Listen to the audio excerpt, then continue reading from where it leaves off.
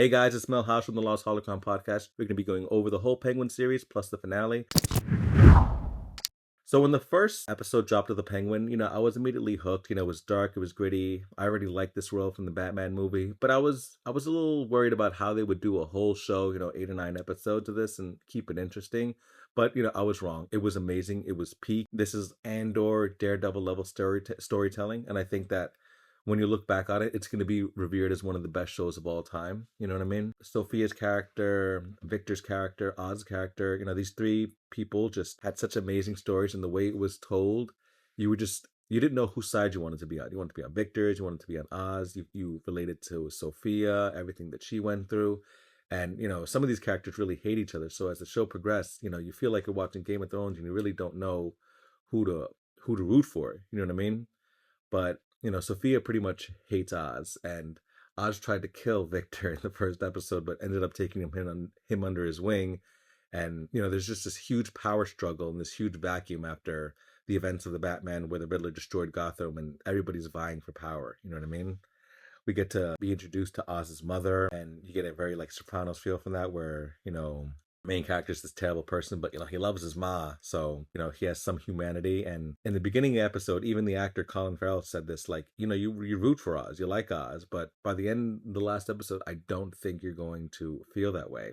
And I didn't really know what he was talking about until I watched the final episode. And a lot happens in this final episode. Oz is captured again. I swear to God, I've never seen someone like this close to death and get away, but of course he is. And he's sitting in a room, and his mother's there, and she's captured. She was captured a couple of things ago, and Sophia kind of has a gun to both of them. And now that Sophia has learned the details of Oz's past, she's trying to use it against him. And he's tied up to a chair, and she basically knows that Oz killed his two brothers. And Oz is kind of blissfully unaware that, other people kind of know this. They think that, he's just some guy who lost his brothers, not some monster who killed his brothers. And they take his mother, they put a cigarette or a cigar like chopper on his finger, and basically like, we're going to kill your mom unless you admit that you killed your brothers. And Oz is like, I don't know what you're talking about. I don't know what you're talking about. To the point of where they're halfway through it, they're cutting her finger off. And Sophia is just gagged at the fact that Oz, won't break. And she's like, you're a real monster. Like, I'm going to kill your mom. I'm going to do this. And you can't even admit it. To the point of where Oz's mom starts screaming, I know you did it. I know you're a monster. Like, you can't even fucking admit it. And, it was crazy. And it goes even deeper than that, because in the intro to the episode, you see that Oz's mom knew when Oz was a kid. And she goes to this gangster that's, just big in the town, and says, hey, I want you to take my son on a ride, and I want you to kill him. Like, I want him out of my life. Like, he destroyed my life. Like, he's a monster. He's a literal monster, and I want you to kill him. And the guy agrees, you know what I'm saying? But the night they're going to do it, Oz is, on a date with his mom, just taking his mom out. And, he kind of vows to her that, I'm going to be a big person. He basically saves his own life while this whole situation is going on. And she's saying, Oz, you need to admit that. Basically, he tells Oz that, hey, your mom is going to have you killed. Sophia at this point is trying to break him mentally. She realizes she's going to kill him once, but before she kills him, she wants him to feel all the pain that she felt. On the side note, Victor is with the other gangsters, and he tries to kind of, rally them into like an army so they can go fight for Oz. But, everybody kind of hates Oz. So like, nah, we're not going to do that. And, he yells at them, he gets punched in the stomach. They're like, we like you, kid, but you can't talk to us like that. And you're going to have to go deal with this on your own. As they're about to kill his mom, he kind of like gets so angry, he steals this guy's gun, shoots at them, and gets away. You know what I'm saying? And he takes his mom to the hospital. He, kind of look out for himself. But as, the prognosis comes back, his mom had a stroke. She's done. She's basically in a vegetative state, and Oz can't take this. So he goes, full scorched earth, and he's vying for Sophia because she's just going to bounce now. She's like, there's nothing for me in Gotham. Whoever brings me Oz's head, you could have the keys to the mansion. But she actually burns down the mansion before she leaves because she's a fucking psycho. So Oz is captured again. And this time he kind of did a little deal where he took all the second in command and said, hey, listen, we can run this. You just have to kill the guy above you. And that's what happens. So Sophia is captured, and now she's being led by Oz by gun, and she thinks she's going to die. And as a viewer, you really think this. You see her looking out into the bridge. She's accepted her fate. You're accepting your fate that, a character you love is going to die. And like right as when you think the gun click is going to go off, all of a sudden it's the cops. And now they've arrested her.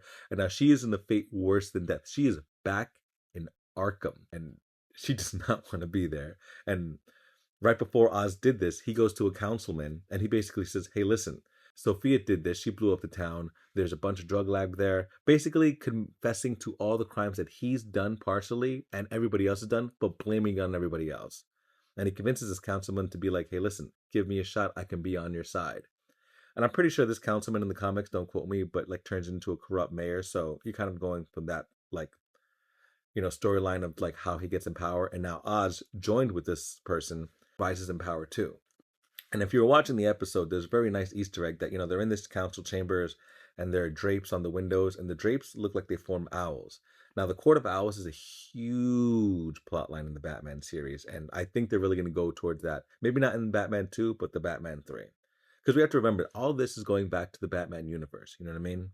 Sophia is in Arkham. She gets a letter because they're just trying to wrap the whole series up, because we don't know if we're getting the Penguin season 2. So if we don't, and it's just resolved in the Batman, we need to have all these loose ends taken care of. So Selina messages or sends a letter. She didn't message her. She sends her a letter to Sophia basically saying, hey, we're half sisters. So that's kind of where their story ends. And Oz, psychopath that he is, he's on the roof. He's dressed finally in his full regalia because he's pinned everything on everybody else. He kind of has no enemies right on him. He's won.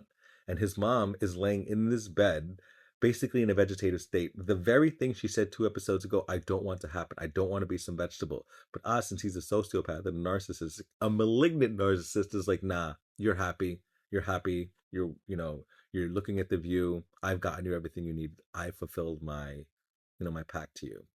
And then to make it even crazier, his ex-girlfriend who betrayed him, he has her dressed as his mother, which is weird. You know what I'm saying? It's like Floyd would have a field day with this guy, and she's basically going to her like, tell me you're proud of me. And, that's how that story ends. And then you think him and Victor are going to basically like, run things now. But the last time he sees Victor, he's basically telling him that like, because of where I am now, I can't have anybody close to me because that's the reason I almost lost. So he grabs Victor by the throat and kills him. Now, when I tell you I was gagged at this moment, like I'm watching them sit there on this bench talking, and I'm like, oh, this is such a beautiful Good Will Hunting moment. No. Oz is a monster and kills this dude. The dude you've been rooting for since episode 1. And I think they did this because they really don't want you rooting for Oz. He is a villain. You know what I mean? And like, not some kind of like Agatha anti-hero. No, they want you to hate this character by the time the second Batman movie comes out. So he has no redeeming quality whatsoever. And I think they finally nailed that. And, I'm sad that Victor's gone, but, I understand it because now you don't really need to watch the Penguin series when the Batman comes out. You'll just realize that, terrible men rise to power. But it happens in real life and it happens in, comic book world, fiction. And Oz is in power now. And the last scene, it was beautiful. Like you just see the pan out from his apartment, and then all of a sudden you see the bat signal rise. And like I said, Batman's probably been really sick. He got electrocuted. He got shot in the chest. He probably needed a week or 2 off, and that's why the Penguin was allowed to get away with what he did. But now he's coming back, and now the viewer is gonna have to kind of see how this battle accumulates. And it was really good. In terms of like this comic book series, I think you cannot beat Daredevil. I think Daredevil is A1. It will always be the best series of all times, 3 seasons. I think you have shows like Rebels that come really close because 1 through 4, it's amazing. There's not a bad episode of Rebels. I think Andor season 1 is probably the thing you can compare the most to, the Penguin series because it's a direct spin-off of something else. Andor, Rogue One, the Batman leads to the Penguin. And it just took a totally different tone, a more serious tone that I think the viewers want. We're not all 13, 14 anymore. And I think some people who grew up with these characters want more adult stories because you can tell deeper emotion and like, it's just more gripping that way. We need that. And I'm really happy that they kind of resolved it this way because now when you rewatch it, it's going to be painful, but you'll see, the layering of everywhere we're going. If you guys want more info on any of this stuff, just go to Culture Slate, and whatever topic you want. And I guarantee you, from the Lord of the Rings, the Rings of Power, to Marvel, DC, we have it all, with the top in pop culture news and entertainment. I'll be here every week. If you have any questions, anything you want me to talk about, just leave it in the comments. On YouTube, a couple clips on TikTok. My name is Millhouse. Hit me up if you need anything, guys.